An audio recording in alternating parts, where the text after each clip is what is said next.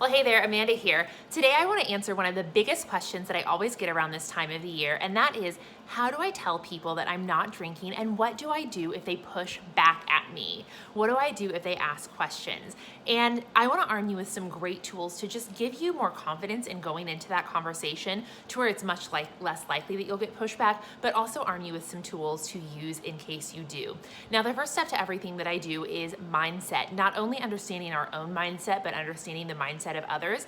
And in this situation, what I think it's so important to remember is that why this conversation is so difficult is that our belief system about alcohol is deeply ingrained into our subconscious, even if we don't know it.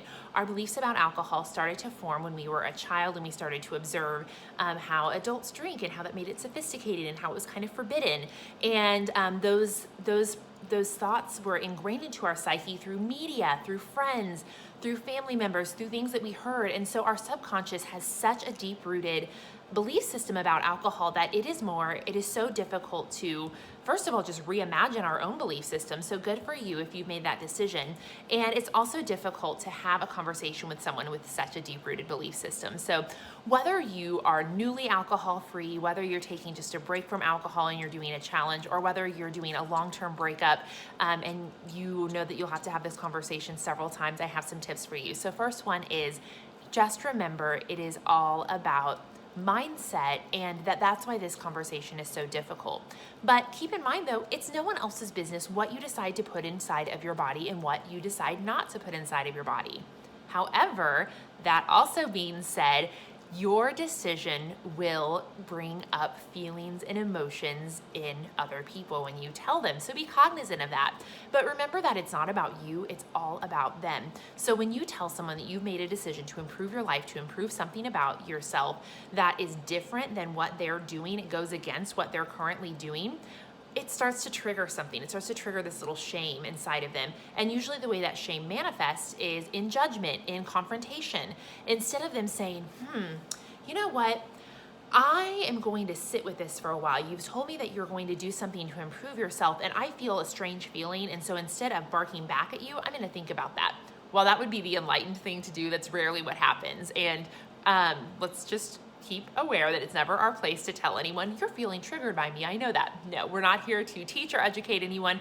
We're just here to be an example of how great life can be when you're free from alcohol. So when you get that pushback, just remember that that is more of a reflection of them internally and their conflict that they're having with the fact that now they're wondering if they should be making better decisions for themselves, and that manifests in judgment, in conflict, in whatever way that they kind of bark back at you, and challenging and peer pressure, and them trying to convince or persuade you to actually have a drink. So just remember that it says nothing about you. What you are doing is good, and really try not to take those things personal. All right, second thing is you really need to get rooted in why you have made this decision for yourself. And this is an exercise I would like to do to help you to prepare your mindset to remember why. Even if these aren't reasons that you share, it's so great to have this list because it really helps you to get rooted in that why. So I want you to take a piece of paper. I need you to physically write this down. Don't intellectualize it and say, okay, I understand that, and don't do it on a computer. Literally write pen and paper, 2 columns. More of this is 1 column. Freedom from this is the 2nd column. More of this includes the feelings that you want to cultivate, the feelings that you want to have more of, the feelings that you want to expand upon in your life. Those might be joy, happiness, peace, comfort, confidence. Perhaps you want to also expand upon some lifestyle things like your health. You want to feel healthy. Write those down, because we know that even if we felt them a little bit, that you can always increase those. Then in the 2nd column, I want you to write freedom from this. And instead of saying less of this, I want you to write freedom from, because what we're looking for is we're actually looking for these feelings not to affect us as much anymore. And that's what we can do when we start to free ourselves from alcohol and free ourselves from that Band-Aid that we've been using. We can find freedom from these negative feelings that have been so prevalent in our lives. So you might want to, you might write that you want freedom from fear, anxiety, pressure, sadness, depression, any kind of negative, low vibe emotion. All right. So write those lists out.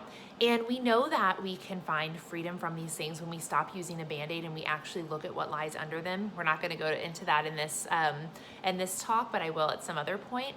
But I want to encourage you that you can find those things. So be as descriptive as possible of what you want more of and what you want freedom from in your life.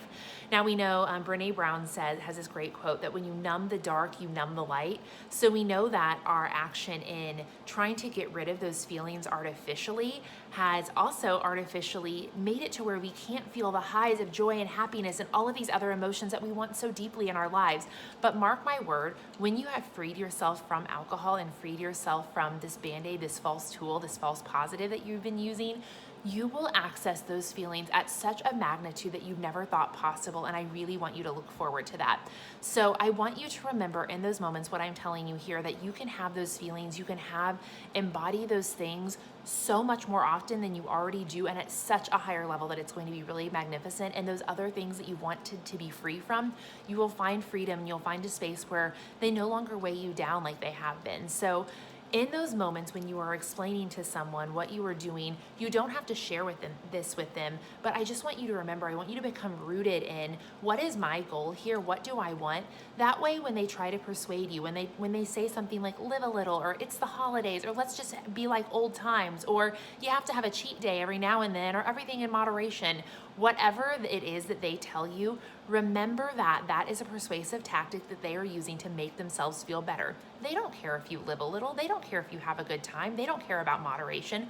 All they care about is you affirming that what they're doing is okay, and the way that they get you to do that is by getting you to jump on the bandwagon with them, all right?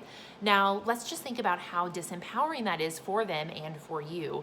That is breaking a promise you've made to yourself. That is going backwards. That is using a tool that you know in your gut is not effective, or else you would not be trying to free yourself from alcohol right now. So you are backpedaling, you are not empowering yourself, and furthermore, you're not empowering them. You are setting an example that says, you're right.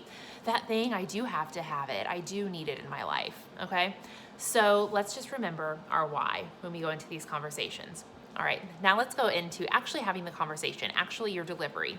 Now, the first thing is positive mental attitude, positive tone of voice, positive eye contact, because the confidence with which you deliver this message is everything. It's less about what you say and it's more about how you say it.